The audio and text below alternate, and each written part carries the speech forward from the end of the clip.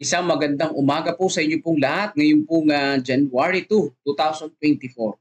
Makipagkilala sa Diyos. Getting acquainted with God. Ngayon, Job 22:21 to 22. Yan po yung ating pong pinaka-kitex sa mga makalangit na dako ngayong 2024. Yan, tayo po ay manalangin mga kapatid. Aming Diyos na siyang aming tagapagligtas, na siyang nagbigay sa amin ng buhay at pagkakataon ng pag-asa, kaligayahan at kapayapaan. Panginoon, aming dalangin ang bawat isa sa amin, ang aming pong mga sarili. Panginoon, kami po yung makasalanan. Kami po yung walang magagawa kung wala ho kayo. Kaya sa mga oras na ito, sa sandaling ito, O Diyos, aming dalangin ang aming pong pag-aaral na kami po ay makakilala sa inyo ng lubos. Makilala namin kayo na maayos, O Diyos, at kayo po ang patuloy naming sambahin. Inyo po nawang igawad sa amin ng karunungan upang maunawaan itong Job chapter 22. Inyo pong ilagak sa amin ang kaunawaan na nagmumula sa inyo at ma-apply namin ito sa aming buhay. Ito po ang aming dalangin sa banal na pangalan ni Jesus. Amen. Sabi po sa ating pong kitex, verse 21 ng Job 22, no? 21, 22, 21, 22. Yung mga taon na yun na 2021 at 22 ay lumipas na, di ba? O, ito i-verse dito sa Job. Sabi dito, sumang-ayon ka sa Diyos at ikaw ay mapapayapa at ang mabuti ay darating sa iyo. Iyong tanggapin ang turo mula sa kanyang bibig at ilagak mo ang kanyang mga salita sa iyong puso. Napakaganda nitong sinasabi ng Job 22, no? Ano daw ang dapat nating gawin? Sumang-ayon sa Diyos. Huwag ka lang sumalungat. Pagka sumang-ayon sa Panginoong Diyos, mapapayapa. Ganyan din sa misis, di ba? Ganyan din sa mga asawa natin. Natutunan ko na kapag ikaw ay sumalungat pa, ang kapayapaan ay hindi na mangyayari. Kung gusto mo maging payapa ang buhay, sumang-ayon ka na lang. Yeah. Lalo na sa ating Panginoong Diyos. At sabi dito, at ang mabuti ay darating sa iyo. Totoo yan. No? Sa pag-aasawa, ganun din. Pagka hindi ka sumang-ayon, walang mabuting darating, kundi ikapahamak ka lang mangyayari. Kaya kailangan ay kapayapaan ang sumaatin sa pagsang-ayon natin sa ating Panginoong Diyos. Yung tanggapin ang turo mula sa kanyang bibig. Yan. At sabi po dito mga kapatid, ang ating mga puso ay mapupuno ng salita ng Panginoong Diyos. Tanggapin natin ang sinasabi ng ating pong tagapagligtas. Sabi po dito, sa makalangit na dako, sa simula pa lamang ay pinag-aralan lang ni Satanas ang panukala na magiging sanhi ng pagkalimot ng mga tao sa Diyos upang makuha niya sila para sa kanyang sarili. So dito mga kapatid, mas nauna pang nabuhay sa atin si Satanas. Veterano na yan sa pagbibigay ng tukso mga kapatid ko. Yung pong number 1 na kanyang ipinapamahagi, yung pagkalimot. Yan, sino po sa inyong makakalimutin? Sinasalakay tayo ng kaaway. Malimutan mo na kung magkano ang pera mo ngayon. Huwag mo lang makalimutan ang Panginoong Diyos. Yan, kalimutan mo na yung mga ginastos mo ng 2023 na walang kabuluhan. Kaya wala kang ipon ngayon katulad ko. No. Pero ang Panginoong Diyos, wag nating kalilimutan. Yan. Ang sabi po dito, kaya't sinikap niyang ilarawan ano po ito? Ang katangian ng Diyos. Kaya sabi po dito,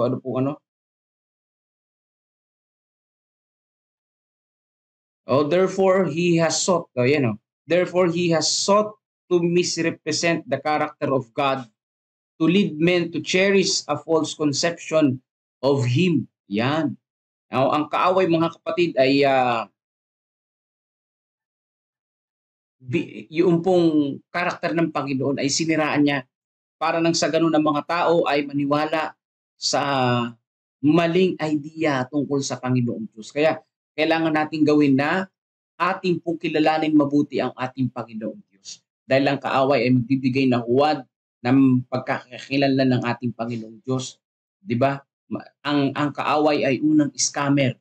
Kung ngayon maraming mga scammer, marami pong gumagaya ng inyong mga profile picture para mang-scam ng mga ibang mga tao na misrepresent ang iyong pangalan, ang iyong pagmumukha sa ibang mga tao, mga kapatid. Yan ay gawain ng kaaway. Kaya po mga kapatid ko, kailangan na kilalanin natin mabuti ang ating Panginoon Diyos. Kamusta tayo? sa mga nagdaang taon? Kamusta yung pagkakilala natin sa Panginoong Diyos? Kilala ba natin ang Panginoon na mahusay? Kilala ba natin ang Panginoong Diyos, mga kapatid, ng totoo? Ang lumikha ay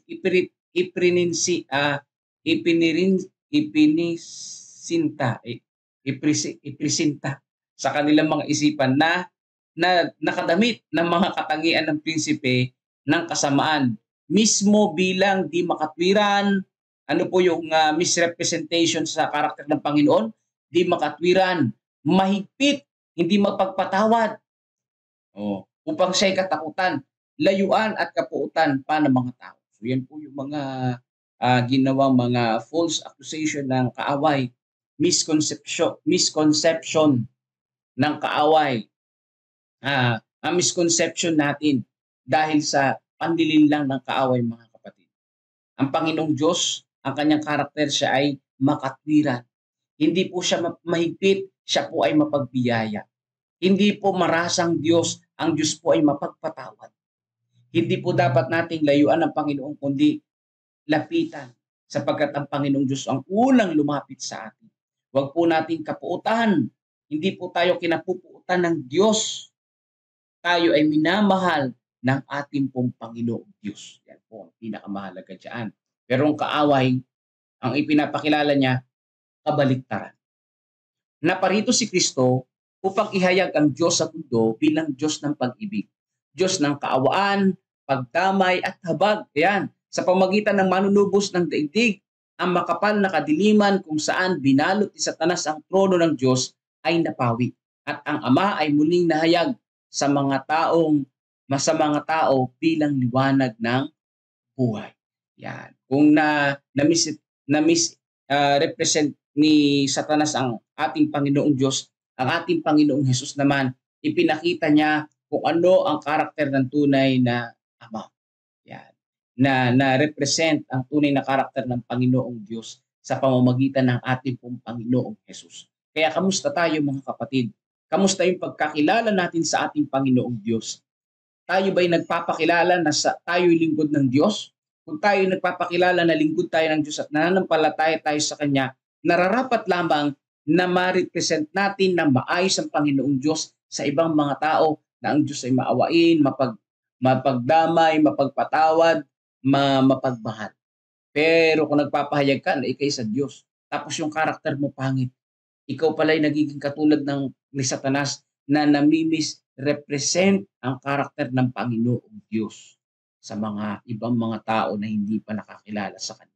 Kaya mahalaga dito, mga kapatid, na makilala natin ang tunay ang Panginoong Diyos, na yung karakter ng Panginoon, ma-imitate natin, maibahagi natin, mga kapatid, para yung mga tao hindi na malinlang sa kaaway. Hindi na malinlang. Nalulungkot si Kristo sa pagtanaw sa labis na pagkabahala ng mga tao. Ang sabi dito, sa makamundo mga alalahanin at mga kaguluhan sa negosyo na wala na silang panahon upang makilala ang Diyos. Yun po ang nakakalungkot, na makita na ang maraming mga tao abala sa kanilang trabaho, na marami ang mga tao na abala sa lahat ng mga kapaguran ng mundo. Marami ang mga tao na abala sa kanilang mga kalayawan ng mundo, na nakalimutan na ang ating pong Panginoon Diyos. Kaya po, mga kapatid, ngayon pong umaga na ito, nararapat lamang na ating pong kilalanin palagi ang Panginoong Diyos. Wag po nating teka, na-distract po ako nung tawag dito, nung ating pong alarm clock. Papatayin ko lang po saglit.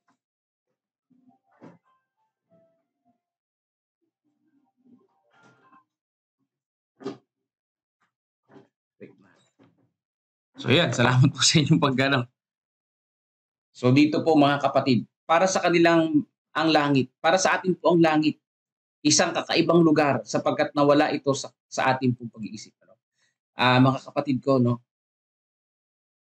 merong isang lugar na hindi na natin iisipin ang mga problema. Merong isang lugar na hindi na natin makakalimutan ng Panginoong Diyos. Lagi natin siya maalala dahil lagi natin siya makikita. Yun yung langit. na inihanda sa atin ng Panginoong Diyos. Dito sa libutan, maraming kaabalahan. Dumagdag pa ang cellphone, ang internet, at yung ating negosyo na hindi naman matapos-tapos. Kaya nga, mga kapatid ko, ang sabi, marami ang mga tao na nakalilimot sa Diyos.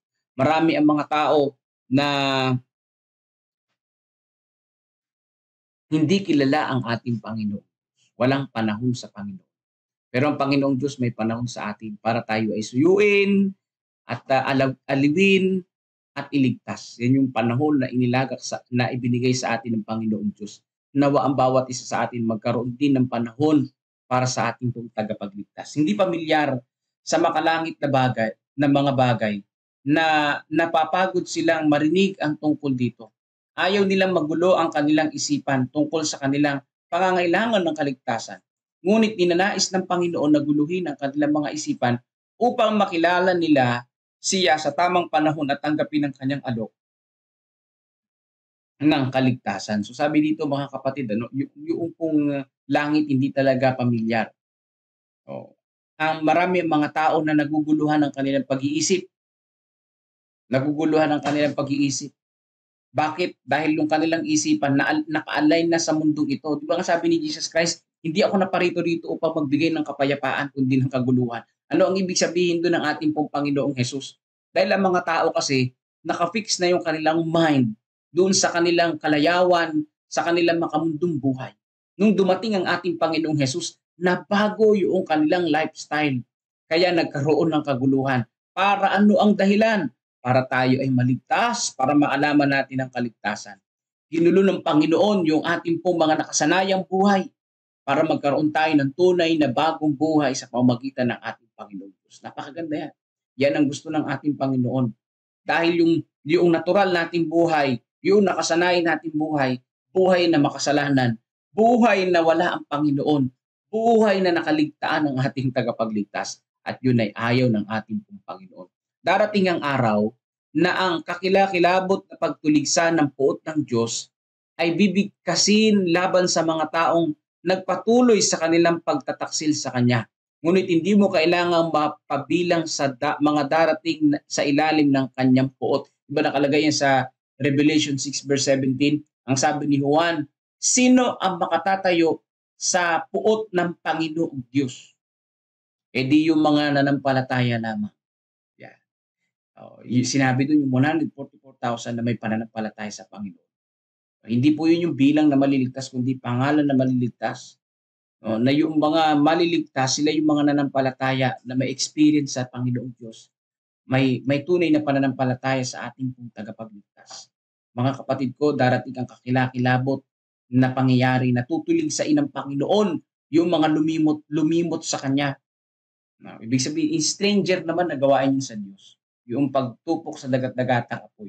Stranger naman na gawain ng Panginoon yung magbuhos ng 7 salot sa sanlibutan na ito. Hindi yun ang gusto ng Panginoon, kundi ang gusto nga ng Panginoon, buhay na walang hanggan sa bawat isa sa atin. Kaya lang marami ang mga tao na ayaw sumunod sa Panginoon. Sabi dito sa Efeso 1:7, sa Kanya'y mayroon tayo ng ating katubusan sa pamamagitan ng Kanyang dugo na kapatawaran ng ating mga kasalanan. Yan ang ating pong Panginoong Diyos, no? Ang ating pong Panginoon, ang Kanyang sakripisyo ay para sa ating pong mga kaligtasan, mga kapatid. Dahil sa Panginoong Hesus, tayo po ay nalinis at iniligtas. Dahil sa Kanyang pagkapako sa krus, tayo ay nagkaroon ng panibagong buhay. Dahil sa sakripisyo ng ating Panginoong Diyos, yun yung daan para lalo nating makilala ang ating Panginoong Diyos na nakalimutan natin dahil sa pag-aaral, dahil sa pagtatrabaho, dahil sa kalayawan ng mundong ito o dahil sa pagkakasala. Nais ng Diyos na ibalik ang Kanyang imahe sa iyo at sa akin. No, yung Kanyang karakter makita sa ating buhay. Maibalik yung lost image ng ating Panginoong Diyos. Maniwala ka, maniwala tayo na siya ay ating katulong. Magpasya na kilalanin siya. Habang lumalapit tayo sa ating Panginoong Diyos na may pagtatapat at pagsisisi, lalapit siya sa bawat isa sa atin na may habag at pagpapatawad. At makikilala natin at makikita na mali yung pong pagpapahayag ng kaaway. Ang ating tagapagligtas, mga kapatid, ay handang tumanggap sa atin. Ang ating Panginoon ay naghihintay sa atin. Ang dapat lang natin gawin, lumapit sa ating Panginoong Diyos. Ang kanya pong karakter ay ating pong maipahayag. Ang kanya pong karakter ay ating pong maibahagi sa iba. Ma-represent natin na maayos ang Panginoong Diyos. Magagawa lang natin yon kung kilala natin ang ating pong tagapagligtas. Sa mga makalangit na dako in heavenly places, ang sabi sa Job 22:21-22, sumang-ayon ka sa Diyos at ikaw ay mapapayapa at ang mabuti ay darating sa iyo. Iyong tanggapin ang turo mula sa kanyang bibig at ilagak mo ang kanyang mga salita sa iyong puso.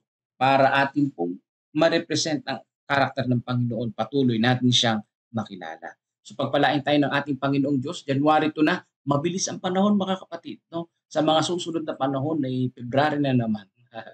So tayo po ay mananalangin at ang inyong po mga prayer request ay kasama sa amin po mga ipapanalangin. So isama niyo po kami sa panalangin sa pag-uwi namin diyan po sa Manila. Ayan, hanggang makarating kami sa Nueva Ecija. Maging maayos ang aming paglalakbay dahil sa mga panahon na ito talagang maalon ang karagatan. Ayan, naway makarating po kami ng ligtas ng aking mahal na asawa. So salamat po sa inyo pong lahat. Pangunahan tayo ni Brother Melvin sa panalangin. Pagkatapos po ng isang awitin, papuri sa ating pong Panginoong Diyos.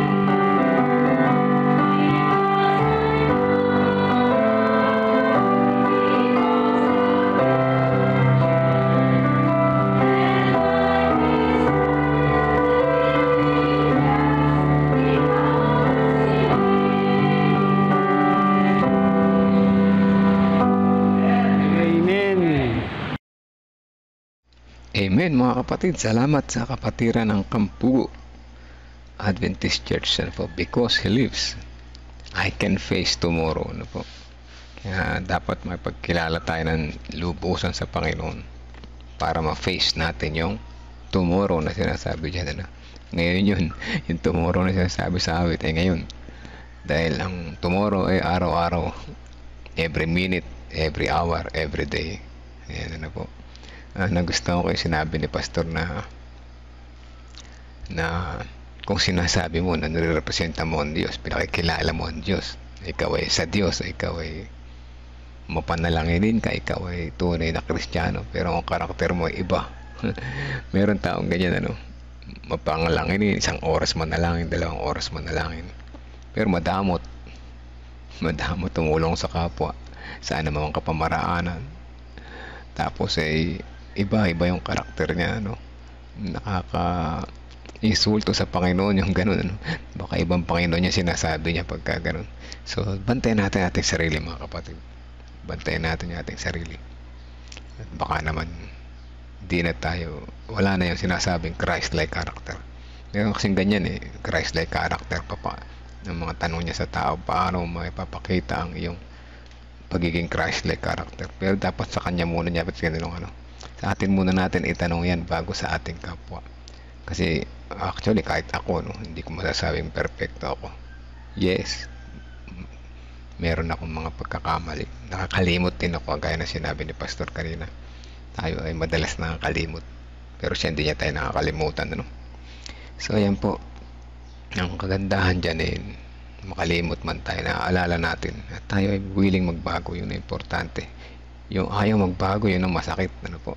Kaya bantayan natin yung ating mga sarili. 2024 na mga kapatid, mag-ibigan tayo sa bawat isa. Ayan. Siyempre makipagkilala ng tunay, dapat singitan natin ito ng tunay. Makipagkilala ng tunay sa Diyos, ano po, sa isip, sa salita at sa gawa. Kaya salamat po Pastor, isang magandang paalala. Ang nire-representa ang Diyos dapat nakikita sa karakter. Yan ang keyword natin sa umaga na ito. Panalangin natin sila Pastor, tunay na ang dagat ay hindi mapipredict, ano, minsan maalam, minsan kalmado. Yan. So nakakahilo, parang lumilindol. Pasalamat po sa pag-iingat sa aking pamilya, sabi ni Nanay Nerissa, at nakauwi kami ng kagabi na ligtas sa gabay ng ating Panginoon Diyos, galing sa pagdadalaw sa mga mahal namin sa buhay. Yan, double purpose, ano? Reunion na, nagdalaw pa, naipanalangin pa, nakapag-devotional pa sa ating mga kapwa mahal sa buhay. Kaya praise the Lord, ano po. Ayan, saan pa yung mga meron pa ba tayong prayer request? Sige po, let's pray po.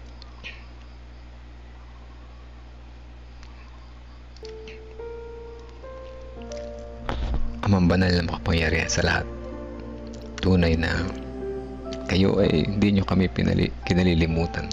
Salamat sa umaga na ito, muli nyo kaming inalala, binigay sa amin ang paalala ngayong umaga na ito kung paano makipagkilala sa inyo ng lubusan, na kung paano namin basahin ang aming mga karakter, na kung kami ay talagang kilala namin kayo o kulang pa ang aming pagkakilala sa inyo. Ama, patawad po, kami ay maraming mga pagkukulang sa inyo. Kung minsan nakakalimutan namin kayo dahil sa sobrang busy namin sa aming mga gawain. Kadalasan nakakalimutan namin kayo kapag kami ay walang mabigat na pinagdaraanan sa buhay. Ama, patawad po, patawad. Sa kabila na inyong kabutihan, kami ganito lamang ang aming nagagawa. Pero nais namin magbago. Kami ng mga nakikinig ngayon ay samahan po kami. Patuloy kaming hipuin na niya mapagpagaling na kamay ang aming mga puso at isipan, na ang aming pakikipagkilala sa iyo maging tunay, maging tapat, magpakailanman. At kayo din aming patuloy na sinasama sa panalangin ang mga kapatiran na nakikinig ngayon, na patuloy kaming samahan sa maghapon araw-araw, na sa aming pagpapakita na aming karakter ay may representa namin kayo. Sa ganun ang aming pagsasanay o pagbabago bilang isang tunay na inyong anak ay maging tapat at dalisay hanggang kami naghihintay sa lalapit na inyong pagdating. Kasama namin sa panalangin ng Sila Pastor Nelvin na pauwi galing sa Romblon. Ingatan po sila sa daan. Maging kalmado ang dagat at ingatan ang barko na kanilang sasakyan pauwi. At gayon din makarating sila ligtas. Patuloy din namin sinasama sa panalangin ng mga pamilya ng bawat isa na nakikinig ngayon, na pagpalain na aming maghapon. Gayon din ang aming hanap buhay, kalusugan. Kasama namin sa panalangin sina Ate Milen Masiklap, kasama ng kanyang buong pamilya, mga anak, mga apo, sina Baby Shania, sina Brother Rudy, Sister Casey, si Hapon, si Sister Angie at kanyang buong pamilya. Kasama na rin namin si Sister Rose Chris Encarnado, Sister Dang de la Cruz at ang lahat ng pamilya na narito ngayon. Naway ang aming mga hanap buhay, pinagkakitaan sa inyong pagpalain upang kami naman ay maging pagpapala sa iba. Kasama din namin ang mga may karamdaman sa mga panahon na ito na patuloy pa rin nagtitiwala sa inyo. Jennifer Eusebio Pascua na patuloy na nakikipaglaban sa kanyang kalusugan. Si patuloy na kalakasan na aming at lubos na kagalingan. Dalangin namin sa mga sumusunod. Kuya Arman Reyes, Rinaldo Eusebio, Ding Bautista, Pining Eugenio, John Paul Cheng, Kuya Jerry Borbon, naway patuloy niyong palakasin sa araw-araw sa kabila ng kanyang kalungkutan. Ngayon din tatay at saka nanay ni Pastor na parehas na may sakit, nagpapagaling. Patuloy na mga silang hipuin na yung mapagpagaling na kamay. Si Jinjin, si Sister Wendy, ang mga kapatiran na naghihintay na kanilang baby ngayong taon 2024. Pastor Nelvin, Brother Kevin, Brother James at iba pang din namin nabanggit, sama namin sa panalangin. Ngayon din ang pagbubuntis si Sister Erica at ang nalapit na panganak ni Sister Jody. Patuloy na silang samahan sa araw-araw at maging malakas ang kanilang resistensya at maisilang ang kanilang mga sanggol ng malusog at malakas malayo sa anumang karamdaman. Sama din naman si Imelda Eugenio, si Sister Percy, si Risa Enriquez, Sister Amy Kilantang, lalong higit si Ate Grace Amano. Palakasin ang kanyang loob na sa inyo palagi may pag-asa at may kagalingan na nagmumula sa inyo. Si Ate Esther Lopez, Brother Benjamin Munti Gamboa, Marilita, si Dayan, si Pichi na sponsor ng Tabacao Church. Patuloy na siyang palakasin, alisin ang pain na kanyang nararamdaman sa araw-araw. Bawasan ito at higit sa lahat, unti-unti hanggang sa patuloy na kang gumaling ang kanyang karamdaman. Kaya din si Kuya Bobby, Ate Lorna, Ate Gigi Concepcion Gregorio, si Tatay Pentong, Kuya Mike Pablo, Renato Santos, Romnick Francisco, Olivia Rebecca Francisco, Precious Cabasog, Princess Jorquina, si Aris, si Sister Nena, Tia Aning, Tia Aurora, si Ate Sally Sanchez na patuloy na titiwala sa inyo, si Janet Ontivero, Gina de Guzman, Arturo Duque at Erlinda Duque. Ang mga kapatiran na ito ay may mga karamdaman naman. Ang ilan sa kanila ay nagpapagaling, ang ilan sa kanila ay malupa. Ngunit lahat sila at kami ay nagtitiwala po sa inyo na nasa inyo ang tunay na kagalingan, hindi lamang pang pisikal na karamdaman, kaya lalong higit sa spiritual naming kalagayan. Nagpapasalamat po kami sa walang sawa ninyo pagdinig sa aming mga panalangin. Patawarin niyo po kami kung saan kami nagkulang at nagkasala. Naway ang aming pakikipagkilala sa inyo ay lubos na yung ma-improve habang kami ay naghihintay sa nalalapit niyong pagdating. Ito ang aming dalangin sa pangalan ni Jesus namin tagapagligtas. Amen. Amen. Amen. Muli po, good morning sa lahat. Happy January 2. Ang bilis ng panahon mga kapatid. January 2 na agad. Mabilis na umuusad ang panahon. Naway ang ating paglago bilang Kristiyano ay mabilis ding umuusad. Praise the Lord. Patuloy tayo narito sa devotional sa umaga. Importante nating unahin ng Panginoon. Yan ang dapat nating maging goal sa bawat araw. God first. Bilang pag-isang sa umaga bago bumukas ang mata, magpasalamat sa Panginoon. Yan ang ating normal na dapat ginagawa. Bago buksan ang cellphone, open Facebook, see notification, reply to messages, makapanalangin na tayo ng pasalamat sa Panginoon at panibagong buhay at pag-asa. Sabi nga one day at a time. Ano po? One day at a time, sweet Jesus. Napakagandang awit din yan. Ano? So ayan, good morning po sa lahat ng patuloy na sumusubaybay. Ito ay para sa ating lahat. Ano po? Saan ako nagtapos kayo? Si Ate Mitch. Ayan, good morning po sa inyo Ate Mitch at sa inyong buong pamilya. Si Sister Marilyn Garcia, good morning po. Sister Nipa Rivera, Sister Shirley Ruz Jacinto, yan, mga taga Tabacao, masisipag na kapatid ng Tabacao. Sister Marites Loreto, good morning po. Melchor, kuya, mga Kalas brothers, wala si Kuya Narsing dito ngayon, baka nasa background nanonood. Kuya Melchor, Kuya Monching, Kuya Narsing, magandang umaga po sa inyo dyan. Ate Lorna, Kuya Bobby, Ate Reby, Ate Bebe, ayan. Kuya Jonathan Paz, good morning po sa inyo. Good morning po sa inyo dalawa dyan. Si Nanay Nerissa, Sister Rose, at may bago tayong nakitang pangalan. Si Sister Divina Laksina. Good morning po. Ano po, Sister Divina Laksina? Kung saan mga kayo church naka-join, welcome po dito. At ini-invite po ulit kayo. Hindi ako nag-i-invite, hindi rin si Pastor po, Sister Divina. Alam nyo siya nag-i-invite sa inyo na muling bumalik dito sa devotional, si Jesus po. I-invite niya kayo dahil dito tunay na tayo ay mariremind pagkat tayo ay makakalimutin. Tunay na tayo ay marirevive sapagkat tayo ay mga natutulog, at tunay na tayo ay mabibless, kagaya ko nabibless ako, nabibless na si Pastor, pagkat tayo ay mga mahal ng Diyos. Ano po? So Sister Divina Laksina, invited po kayo. Pinararating sa atin yan ni Jesus araw-araw ting umaga. At sa mga nag-shares, maraming salamat po sa inyo. Ano po? Patuloy tayo magdalanginan sa bawat umaga hanggang bukas po muli. God bless po sa ating lahat.